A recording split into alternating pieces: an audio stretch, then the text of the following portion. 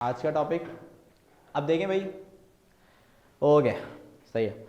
तो भाई अब यहाँ पे आपने देखा ना है कि भाई जो एक सीरीज़ चल रही थी हमारे पास कि भाई पहले तो हुई हमारे पास इनिशियल जो स्टेजेस थे उसमें हुई हमारे पास डिस्कवरीज कि भाई हमारे पास जो इनिशियल स्टेजेस हैं उसमें इलेक्ट्रॉन की डिस्कवरी हुई, प्रोटॉन की डिस्कवरी हुई, न्यूट्रॉन की डिस्कवरी हुई। जब हमारे पास तीनों सब एटॉमिक पार्टिकल्स डिस्कवर हो गए फिर इसके बाद एक एरा स्टार्ट हुआ और उस एरा में हमने जो है देखा कि हमें उन सब एटॉमिक पार्टिकल्स यानी कि इलेक्ट्रॉन, प्रोटॉन और न्यूट्रॉन की अरेंजमेंट को समझाया गया कि भाई जो इलेक्ट्रॉन है वो एटम में कहाँ मौजूद होता है, प्रोटॉन और न्यूट्रॉन एटम में कहाँ मौजूद होते हैं। तो उसमें जो सबसे फर्स्ट पार्ट में आते हैं हमारे पास वो थे रदरफोर्ड। रदरफोर्ड ने अपना एक स्ट्रक्चर जो है वो समझाया एटम के हवाले से, जिसमें उन्होंने ये बताया कि भाई जो हमारे पास न्यूक्लियस है वो उसके बिल्कुल सेंटर में होता है और इलेक्ट्रॉन जो है वो उसके जो अराउंड जो है सर्कुलर पाथ के ऊपर रिवॉल्व कर रहे होते हैं। अब नील बोहर ने जो है रदरफोर्ड के अंदर मौजूद जो डिफेक्ट्स थे उसको लेते हुए उसको करेक्ट किया और अपना एक जो क्या नाम है एटॉमिक मॉडल है, सही है, वो यहाँ पे उन्होंने पेश किया। ठीक है, तो ये हमारे पास हो गए वो एटॉमिक मॉडल जो कि स्टार्टिंग एजेस के अंदर जो है वो बताए गए थे। फिर अब यहाँ पे हमने जो है वो जाना है अब 90s के अंदर, और 90s के अंदर जो हमारे पास एक modern theories of atomic structure आनी शुरू हुई। अब हमने जो है वो यहाँ पे उन चीज़ों को डिस्कस करना होगा। ठीक है भाई, तो अब यहाँ पे जब हम मॉडर्न थ्योरीज की बात करते हैं तो इसके जो शुरुआत है वो शुरू होती है, सही है, इन साइंटिस्ट से, और इनका नाम है हमारे पास मैक्स प्लंक। सही है, अभी प्लंक्स कांस्टेंट आपने सुना था ना, एच का मतलब क्या था, प्लंक्स कांस्टेंट, तो वो इन्हीं के नाम पर है। सही है, तो इनका नाम है हमारे पास क्या भाई, इनका नाम है मैक्स प्लंक। अच्छा, अभी मैक्स प्लंक जो हैं, सही है, इन्होंने इन 1900, सही है, 1900 के अंदर जो है इन्होंने वर्किंग करी किसके हवाले से कि भाई जो हमारे पास वेव्स होती हैं, सही है, उनकी एनर्जी यानी कि जो रेडिएशंस हैं, जो वेव्स हैं, उनकी एनर्जी के ऊपर इन्होंने क्या करी, वर्किंग करी। सही है, और उन्होंने बताया कि भाई जो हमारे पास वेव्स हैं, वेव्स, सही है, जो भी ऑब्जेक्ट वेव नेचर रखता है, सही है, जो भी ऑब्जेक्ट वेव नेचर रखता है उसकी जो एनर्जी है, सही है, उसको हम इस फॉर्मूले से यानी कि E is equals to H F, सही, इस फॉर्मूले से हम क्या कर सकते हैं भाई, मालूम कर सकते हैं। ठीक है, तो अगर हमें किसी भी वेव की, सही, अगर हमें किसी भी वेव की एनर्जी को मालूम करना है तो उसके लिए हम फॉर्मूला क्या यूज कर सकते हैं, E is equals to H F, where E का मतलब हमारे पास क्या होता है भाई, E का मतलब होता है हमारे पास एनर्जी, E का मतलब क्या होता है भाई, एनर्जी। ठीक है भाई, और H का मतलब क्या होता है भाई, H का मतलब होता है हमारे पास प्लंक्स कांस्टेंट, सही है, प्लंक्स कांस्टेंट, और F का मतलब क्या होता है भाई, F का मतलब होता है फ्रीक्वेंसी, सही है, फ्रीक्वेंसी। ठीक है भाई, तो यहाँ पे हमारे पास क्या हुआ कि भाई मैक्स प्लंक ने, सही है, मैक्स प्लंक ने जो है हमें किसी भी वेव की एनर्जी को मालूम करने के लिए एक एक्सप्रेशन दिया। कब दिया, इन 1900 के अंदर। तो जब ये वर्किंग कर रहे थे रेडिएशंस की एनर्जी के ऊपर तो उस वक्त इन्होंने ये एक्सप्रेशन हमें दिया। ठीक है भाई, तो अब कोई भी सब्सटेंस अगर वेव की सूरत के अंदर जो है वो मूव करता है, कोई भी सब्सटेंस अगर वेव की सूरत में मूव करता है तो यहाँ पे हमारे पास वेव में कुछ प्रॉपर्टीज़ होती हैं, सही, जैसे कि अगर कोई भी सब्सटेंस वेव की सूरत में मूव करेगा तो उसकी एक सर्टेन फ्रीक्वेंसी होगी, सही, जिसको इन्होंने अपने फॉर्मूले के अंदर मूव किया, यूज़ किया हुआ है। ठीक है ना, इसके अलावा जब भी कोई सब्सटेंस जो है वो वेव के अंदर मूव करता है, सही है, तो यहाँ पे जो इसका ये जो अपर लूप आप देख रहे हो ना, अपर लूप, ये अपर लूप हमारे पास क्या कहलाता है, ये अपर लूप कहलाता है क्रस्ट। क्या कहलाता है, ये क्रस्ट। और जो इसका ये लोअर लूप है ये कहलाता है हमारे पास ट्रफ, सही है। तो अगर फिर यहाँ से फिर वापस से क्रस्ट बनता है, फिर ट्रफ बनता है, फिर क्रस्ट बनता है। ठीक है, तो अगर मैं क्या करता हूँ, यहाँ पे एक क्रस्ट के स्टार्टिंग पॉइंट से दूसरे क्रस्ट के स्टार्टिंग पॉइंट तक का क्या लेता हूँ, डिस्टेंस लेता हूँ, सही, एक क्रस्ट के स्टार्टिंग पॉइंट से दूसरे क्रस्ट के स्टार्टिंग पॉइंट तक का डिस्टेंस लेता हूँ, तो ये मेरे पास क्या कहलाती है, ये मेरे पास कहलाता है वेव लेंथ। क्या कहलाता है, ये वेव लेंथ कहलाता है, सही है।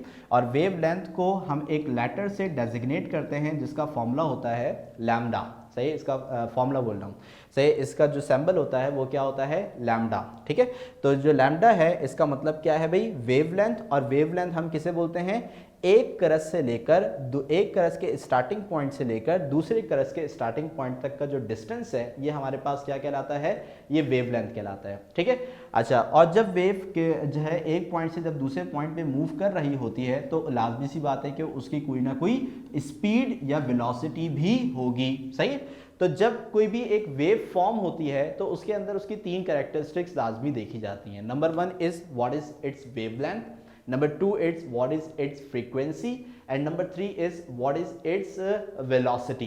ठीक है ना, तो यहाँ पे इन तीनों को मिला के हमारे पास एक फॉर्मूला बनता है, सही, जिसको आप अपनी जब मैट्रिक क्लास के अंदर जाओगे तो उसमें फिजिक्स के अंदर जो पहला चैप्टर है वहाँ पे आप इसको पढ़ोगे। सही, लेकिन अभी तक आपने नहीं पढ़ा होगा तो वहाँ पे आप इसको पढ़ोगे तो ये रिलेशन जो लैम्डा, सही, फ्रीक्वेंसी और वेलोसिटी के दरमियान में होता है, ये रिलेशन हमारे पास होता है v is equals to F lambda. सही, v is equals to F lambda. So this is the relation, say this is the relation between velocity, frequency and lambda. सही, velocity, frequency and lambda। इस relation को मैं ऊपर लिख देता हूँ, यहाँ पे कुछ बच्चों को शायद विजिबल ना हो रहा हो, सही, तो मैं ऊपर लिख देता हूँ। तो ये रिलेशन हमारे पास क्या होता है, v is equals to F lambda. सही है, अब यहाँ पे आपको सारे कैरेक्टर्स के नाम पता है कि भाई v का मतलब क्या है, velocity of the wave, f का मतलब क्या है, फ्रीक्वेंसी ऑफ द वेव, और लैम्डा का मतलब क्या है, वेव लेंथ। और वेव लेंथ क्या होती है, एक क्रस्ट से लेकर एक क्रस्ट के स्टार्टिंग पॉइंट से लेकर दूसरे क्रस्ट के स्टार्टिंग पॉइंट तक का जो डिस्टेंस है, ठीक है, ये हमारे पास क्या कहलाता है, वेव लेंथ कहलाता है, जिसको हम लैम्डा से रिप्रेजेंट करते हैं। ये सारी चीजें जो है वो बेसिक चीजें हैं जो कि बताने की जरूरत तो नहीं होनी चाहिए इस टॉपिक के अंदर, लेकिन चूंकि अभी तक आप मैट्रिक क्लास में गए नहीं हो और आपने ये चीज़ें पढ़ी नहीं है, इसलिए इस टॉपिक को स्टार्ट करने से पहले ये चीज़ें क्लियर करनी मेरे लिए ज़रूरी हैं। तो भाई यहाँ तक आपको बात समझ में आ गई कि भाई मैक्स प्लैंक ने जब वेव की एनर्जी का फॉर्मूला दिया कि आप अगर किसी भी वेव नेचर रखने वाले ऑब्जेक्ट की जो एनर्जी है अगर आपने वो मालूम करनी है तो उसका फॉर्मूला क्या होगा, E is equals to H F. E का मतलब एनर्जी, एच का मतलब प्लैंक्स कांस्टेंट और एफ का मतलब फ्रीक्वेंसी ऑफ द वेव। सही है, और जब भी कोई चीज़ वेव क्या नाम है, वेव के अंदर मूव करती है, वेव फॉर्म में मूव करती है, सही है, तो उसके अंदर उसकी तीन कैरेक्टरिस्टिक्स मेजरली देखी जाती हैं। नंबर 1 वेव लेंथ जो कि लैम्डा होता है, और दूसरा उसकी फ्रीक्वेंसी, और तीसरा उसकी वेलोसिटी। और इसका जो रिलेशन हमारे पास बनता है वो क्या बनता है, v is equals to F lambda. ये इन तीनों के दरमियान रिलेशन होता है। यहाँ तक की बात आपको क्लियर हो गई भाई? है भाई, जल्दी से बता दे ताकि फिर हम आगे मूव करें, जल्दी से, शाबाश। इन चीज़ों के अंदर जो जो चीज़ें मैंने बताई हैं ये आपके जहन में बैठ गई हैं, है भाई? सही है, असलम परवेज ठीक है भाई, और सुनैना फरीद ठीक है, सही है, ज़बरदस्त, फातिमा ठीक है। तो यहाँ तक बात हमारी जो हो गई क्लियर हो गई, ठीक है। अब जैसे ही 1900 से हम थोड़ा आगे जाते हैं, यानी कि थोड़ा आगे, यानी कि 5 साल आगे जाते हैं, तो फिर हमारे पास ये मशहूर साइंटिस्ट, इनका नाम तो सबको पता ही होगा, जल्दी से बता दो क्या नाम है इनका भाई, क्या नाम है, कौन बताएगा इनका नाम क्या है भाई? तस्वीर से तो पहचान ही गए होंगे, एल्बर्ट आइंस्टाइन। ठीक है Fatima, very good, Albert Einstein. ठीक है, तो यहाँ पे हमारे पास ये जो एल्बर्ट आइंस्टाइन है, ठीक है, इन्होंने, सही है, इन्होंने ओके इन्होंने क्या किया, मैक्स प्लैंक ने जब 1900 के अंदर वेव की एनर्जी को क्या किया, स्टडी किया, सही है, तो उसके बाद एल्बर्ट आइंस्टाइन ने क्या किया, एल्बर्ट आइंस्टाइन ने एनर्जी और मास के दरमियान में एक रिलेशन जो है वो प्रपोज किया, सही है, यानी कि इन 1905 इन्होंने जो है क्या किया कि मास और एनर्जी, सही है, मास और एनर्जी प्लस एनर्जी, इसके दरमियान में एक रिलेशन जो है इन्होंने प्रपोज किया। अब मास और एनर्जी के दरमियान जो रिलेशन इन्होंने प्रपोज किया था वो था E is equals to M C square. सही, क्या था वो भाई हमारे पास, E is equals to M C square, where E means energy, M means mass, और C का मतलब होता है, हमारे पास स्पीड ऑफ लाइट। क्या होता है भाई, स्पीड ऑफ लाइट। सही, तो यहाँ पे जो आइंस्टाइन थे, सही, उनका मानना क्या था, उनका मानना ये था कि भाई अगर हम किसी भी ऑब्जेक्ट को स्पीड ऑफ लाइट से ट्रैवल करवाते हैं, अगर हम किसी भी ऑब्जेक्ट को जिसका कोई भी मास मौजूद हो, अगर हम उस ऑब्जेक्ट को स्पीड ऑफ लाइट से ट्रेवल करवाते हैं, सही, तो वो ऑब्जेक्ट किसके अंदर कन्वर्ट हो जाएगा भाई, एनर्जी के अंदर कन्वर्ट हो जाएगा, सही। तो वो जो सारा का सारा उसका जो मास है वो कन्वर्ट हो जाएगा किसके अंदर, एनर्जी के अंदर। So it is a relation between mass and energy, सही, मास और एनर्जी के दरमियान में इन्होंने ये रिलेशन हमें प्रोवाइड किया था, सही भाई। तो अब यहाँ पे जो हमारे पास मैक्स प्लैंक है, सही, मैक्स प्लैंक, इन्होंने हमें वेव की एनर्जी, सही, वेव की एनर्जी का जो फॉर्मूला है वो दिया, और जो एल्बर्ट आइंस्टाइन है इन्होंने हमें पार्टिकल, सही है, पार्टिकल की एनर्जी का फॉर्मूला दिया, पार्टिकल, ठीक है, क्योंकि अगर कोई भी चीज पार्टिकल होगी तभी उसका मास होगा, ठीक है। तो यहाँ पे हमारे पास क्या है कि कोई भी अगर पार्टिकल कोई भी चीज नेचर रखती है, कोई भी अगर पार्टिकल नेचर रखता है तो उसकी जो एनर्जी का फॉर्मूला है वो हमारे पास क्या होता है भाई, E is equals to mc²। और अगर कोई भी चीज वेव नेचर रखती है तो उसकी एनर्जी का formula according to Max Planck क्या होता है, E is equals to hf, ठीक है। तो यहाँ पे दो चीजें हैं, एक है वेव नेचर और दूसरी है पार्टिकल नेचर, एक है वेव नेचर और दूसरी है पार्टिकल नेचर। अगर कोई भी चीज वेव नेचर रखती है तो उसकी एनर्जी हम मैक्स प्लैंक के फॉर्मूले से निकालते हैं, E is equals to hf के जरिए। और अगर कोई भी चीज पार्टिकल नेचर रखती है तो उसकी एनर्जी जो है वो हम एल्बर्ट आइंस्टाइन के इस फॉर्मूले से निकाल सकते हैं, which is E is equals to mc²।